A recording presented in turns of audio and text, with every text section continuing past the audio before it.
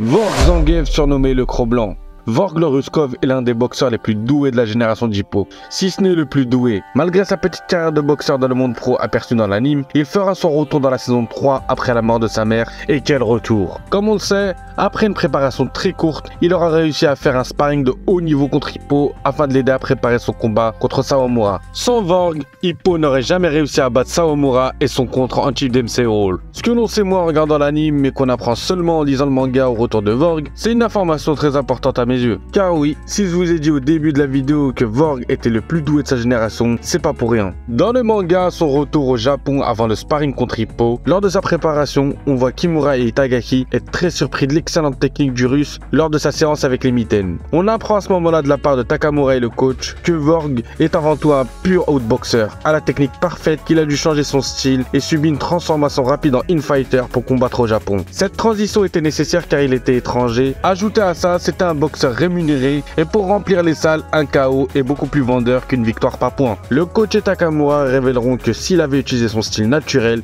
ni Hippo ni Sendo auraient gagné et que même Date aurait pu perdre contre lui. Le coach ajoutera que son ami Dankichi, chez qui il sera envoyé aux États-Unis pour reprendre sa carrière de boxeur, va recevoir le projet le plus ennuyeux qu'il ait connu, car il va recevoir un réel prodige à qui il n'a plus rien à apprendre techniquement. Bon, à partir de là, ça va spoil sec. Si tu veux savoir ce que devient Vorg après son départ aux USA, C'est ici que ça se passe. on reprend. Une fois arrivé au stage, Vorg reprend sa carrière de boxeur avec l'ami du coach Dankichi. Petite parenthèse sur qui est Dankichi. C'est un vieil ami du coach qui est lui aussi un ancien boxeur qui fait maintenant carrière en tant qu'entraîneur. On l'aperçoit pour la première fois dans le film d'Hajime no Ippo lors de la première défense de titre d'Hippo où il coach un boxeur au nom de Sanada. Et si t'as pas vu le film, va le voir, il est incroyable. Mais si t'as pas vu le film mais t'as fini l'anime, on le voit dans la saison 3 dans les épisodes consacrés au flashback de Kamogawa et Nekota. C'est le troisième personnage avec les gros sourcils qui sera à chaque fois le second pour le combat de Nekota et Kamogawa. On referme la parenthèse. Comme je le disais, une fois arrivé aux États-Unis sous les ordres de Dankichi, Vorg va tout péter et enchaîner les victoires jusqu'à gravir le classement mondial et être 6ème. Il réussira à avoir un combat contre le 4ème mondial qui va surclasser facilement et il va froisser tous les gros noms du classement jusqu'à arriver premier. Et finira par décrocher un combat pour le titre mondial IBF. Mais il sera choisi par défaut car c'était un autre boxeur qui avait eu le combat pour le titre mondial. Et comme il s'est blessé à une semaine de l'événement, que le billet était vendu, c'est Vorg qui a été choisi pour combattre le champion du monde. Conscient qu'il a une occasion au nord qui se représentera peut-être jamais, car oui, malgré qu'il soit premier au classement, ça reste un étranger. De plus, un russe coaché par un japonais qui combat aux États-Unis. Et ajouté à ça, il a démoli tous les favoris. À cause de toutes ces raisons, Vorg fait vendre beaucoup moins de billets que les autres boxeurs qui sont hauts dans le classement. Par conséquent, il est complètement ignoré des promoteurs pour les gros événements. C'est pour ça lorsqu'il lui propose ce combat, les promoteurs savaient qu'il n'aurait qu'une semaine de préparation et que le résultat du combat était joué d'avance. Mais pour notre Ruskov, c'est une occasion en or. Il sait qu'il n'aura jamais mieux. Avec seulement une semaine de préparation et un régime ultra strict, il réussira et deviendra champion du monde. Dans un combat incroyable,